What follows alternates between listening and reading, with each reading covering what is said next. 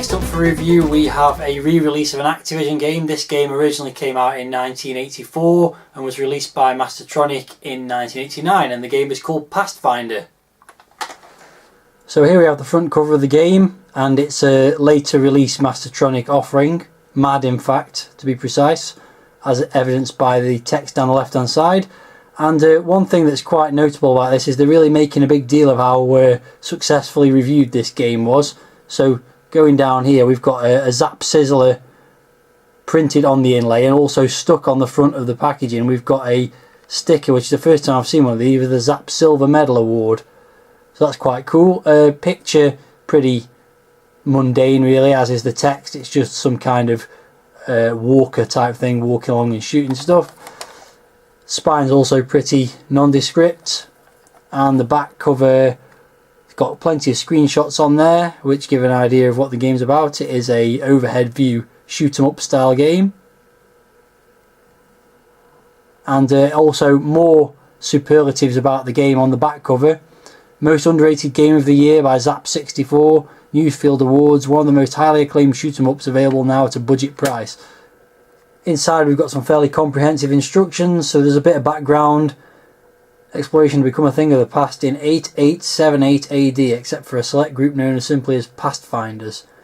Blah blah blah. And it's got some loading instructions, map screen, things about bases and stations, and a menu screen.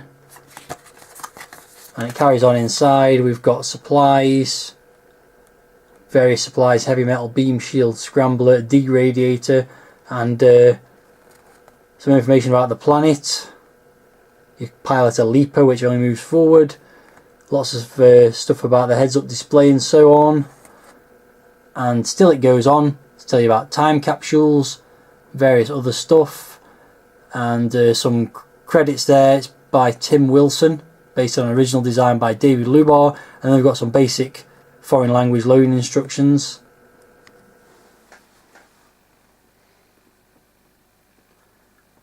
So here's the opening screen of the game. It's not got a title screen as such, but there is a bit of text scrolling along the bottom of the screen there, telling you that it was designed by David Lubar, and it's got the Activision copyright coming up in a moment.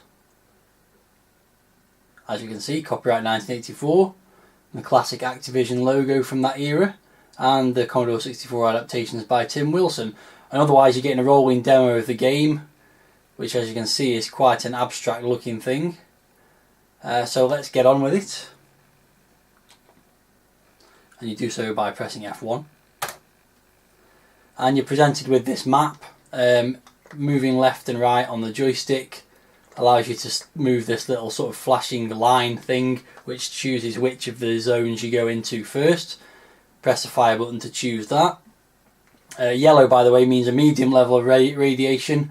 Red means a high level, and you may eventually see green ones, depending on how far I get with the game. They mean that there's low radiation. So you're then allowed to pick various things you can use to protect the ship. So you've got heavy metal, which protects you from radiation, a beam shield which protects you from enemy fire, a scrambler which stops enemies from attacking you. Not quite sure what the difference between that is and a beam shield.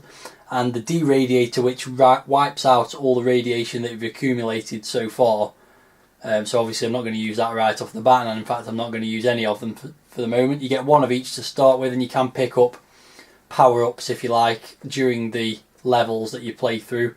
So we should see some of those as I progress through the game. The aim of the game is to collect artifacts, which I'll try and point out and collect when I see them. At the moment you can see on the display at the bottom there I've got none, as you'd expect at the start of the game. And the idea is to deliver them to various stations and bases, which, having played through the game a few times, I've not actually seen yet, so maybe we'll see them on this playthrough and maybe not.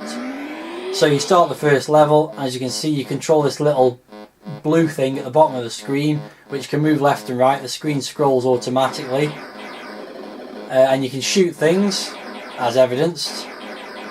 You can slow down by pushing backwards, but if you push forward you jump up in the air, which allows you to do things like jump over these walls.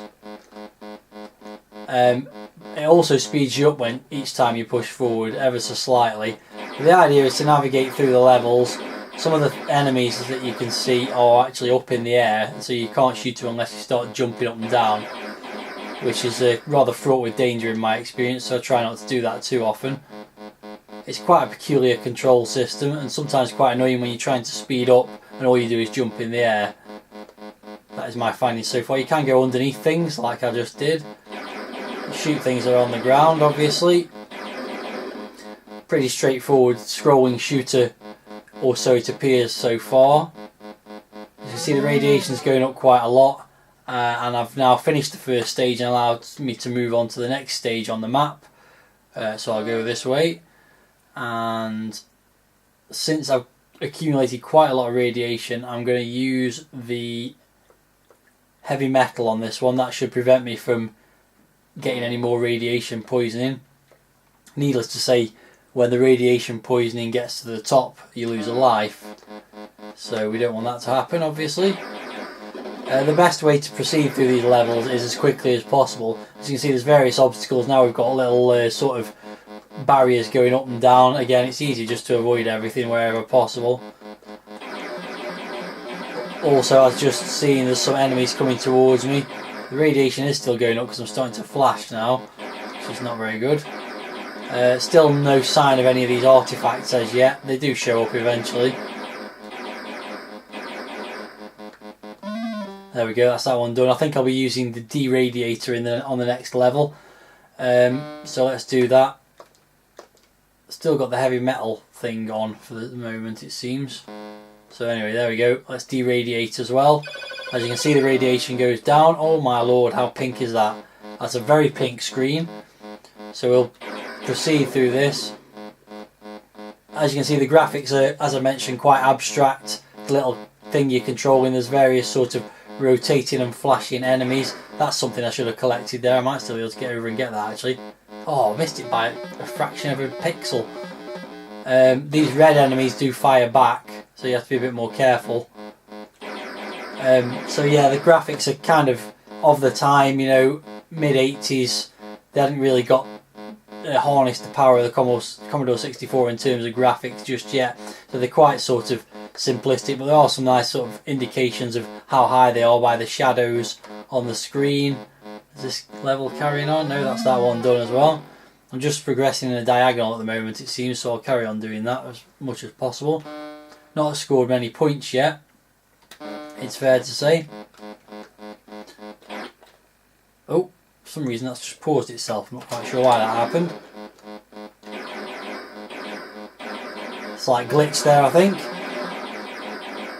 So again, you're sort of travelling through this Stone Age type thing. Another horrible pink level. I've missed a power up there. Still haven't seen any artifacts, although that thing, that sort of round cylindrical thing, I think was an artifact. But I'll never know because I never collected it. Is that another level finished? That was pretty simplistic as well. Let's go for another one then. It's kind of a bit tedious at the moment. It's quite cleverly programmed. I haven't mentioned the sound yet. It's pretty terrible. This sort of throbbing siren noise in the background all the way through the game is quite annoying. And otherwise it's just the sound of weapons shot. So there you go, there goes a life. I've now missed another collectible there. Quite annoying. There's obviously an abundance of evil enemies on this particular stage. There's a bit of variety from stage to stage. The aim on each stage does seem to be quite different. Sometimes it's get to the end as quickly as you can to avoid the radiation poisoning and the enemies. Something's happened there, so I've now accumulated a lot of points and ended up back where I started, it seems. And in a red radiation zone as well. But you can see some of the map's been uncovered. So I'm going to try and make my way to one of these blobs. These are these circular blobs, so the stations that you are supposed to deliver the artifacts to, which unfortunately I haven't collected any of yet, but I'll do my best to rectify that problem. Now I'm in a high radiation zone here, so my aim's going to be to get through it as quickly as possible, but hopefully collect something along the way.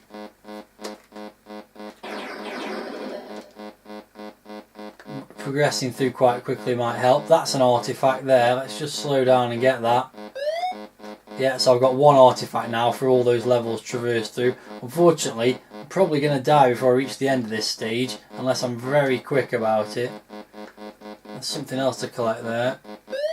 I don't know what that was. That's a power-up of some kind. That might be another deradiator or something along those lines. There's another artifact. You can see it's getting a little bit more interesting. I was about to die then anyway, but every time you die you lose half the artifacts you've got in your possession. So having just collected 2, I'm now back down to 1. But there's another one. Let's just try and get through this as quickly as I can. Hopefully this is the end of that level. There we go, that wasn't too bad, I only lost 1 life. So into another fairly high radiation zone here. And I have finally got some artifacts, so things are going reasonably well.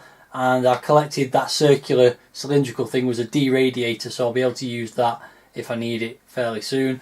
I'm also, just for the sake of it, going to use a beam shield this time, because why not? So away we go again, same principle. This is considered something of a classic, and I'm not entirely sure why. It's not the worst game in the world, but it's also far from the best. It's kind of repetitive and a little bit tedious in my opinion. Maybe I'm missing something about the game that will become obvious later in the proceedings if I get that far, but having only got 1 life left now, that's probably not going to happen. I think you do get an extra life at 5,000 points, so I'm getting quite close to that.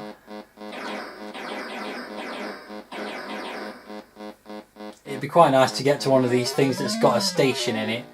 Oh, why has it put me there? That's annoying. Right, I don't know where I'm going to go now. I'm going to go back through the same level again, I think, there.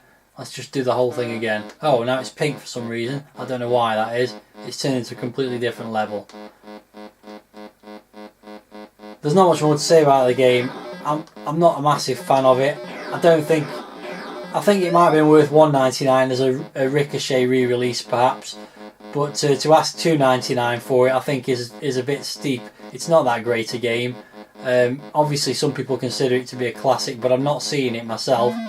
Right, I've got through that quite quickly, and I've still just about possibly got enough chance to get to one of these circular blobby things. Need to deradiate for sure here. So let's do that. Let's also have the scrambler, which should keep the enemies away from me. There's a bit of deradiation. Let's get going. Let's get to the end of this as quickly as I can and try and proceed to the level with the delivery station thing on it. Just because I've never seen such an item before. I don't know what that is. Oh, that's done something for me. It's made it pause again. I don't know what's going on there. Oh, I've got protection. I've gone green and got some kind of protection. I've never seen that before. I don't know why it keeps pausing occasionally, but there you go. Okay, the protection's run out, but the radiation's getting pretty high again. Right, here we go. This will be pretty much... Oh, I've got an extra life there as well. Things are going quite well at the moment. I'm running out of things to talk about. Oh, I've actually delivered some stuff. Ah, I see. That thing that I landed on obviously enabled me to deliver some of the artifacts, and that's why I got that protection for a few seconds. It's all becoming kind of clear, but also it's not making me enjoy the game much more. And probably as a viewer, you're thinking it's all a bit the same and not giving any kind of spectacular response. But there we go. There goes another life. I'll carry on playing until it's game over. This is my best performance on the game so far, so at least that's something to be said for this review. Kind of fed up of talking now, so I think I'm just going to sum it up by saying it was a classic of its time, but in my mind not a classic and not worth the $2.99 asking price. That said, it is technically well programmed. I do like the little animation of the little walker thing rotating left and right, but there's not much more of interest to say about the game in my opinion, and I'm getting rather bored of playing it. Oh, this looks interesting. We get through here with... Oh, there we go. That's game over. So when you get game over, you get this little screen saying the end, and then the little walker thing re-materialises. It goes back to the demo, and that is it.